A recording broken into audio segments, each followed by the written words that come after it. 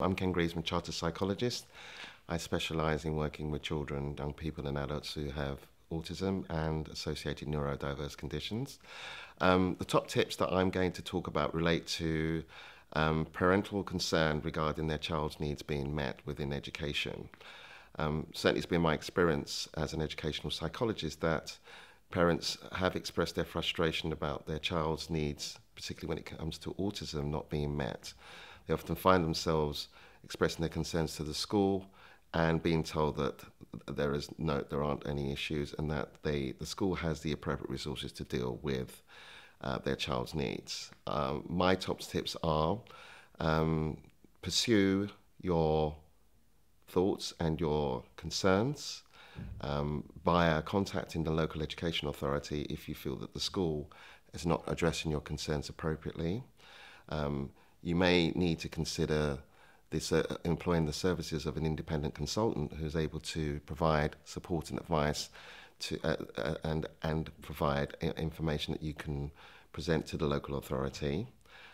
It's always helpful to get the support and advice from the following professionals: an educational psychologist who has a specialism in working with children and young people with autism, a speech and language therapist who specialises in working with the condition as well, if possible an occupational therapist, and finally a paediatrician.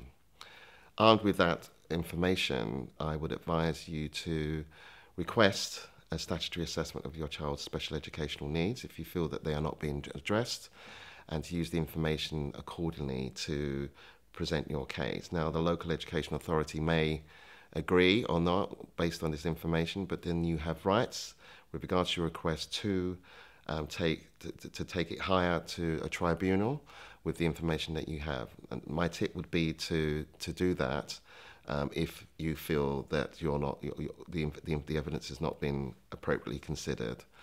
With this information and with that pathway, you will be able to consider very carefully what your son or daughter's needs in their educative environment to help them progress. If the local education authority agree to go ahead with what's known as a statutory assessment of special educational needs, they will employ their own professionals to carry out the assessment and look at the information that you've provided accordingly. Another tip would be to ensure that when they produce a document, which is called a statement of special educational needs, that you look through that with a fine-tooth comb in order to ascertain whether the document specifically relates to your child and that his or her needs are going to be addressed. And very importantly, that the amount of support that's been provided is quantified so that you are happy that what is in the statement is a reflection of what your child needs.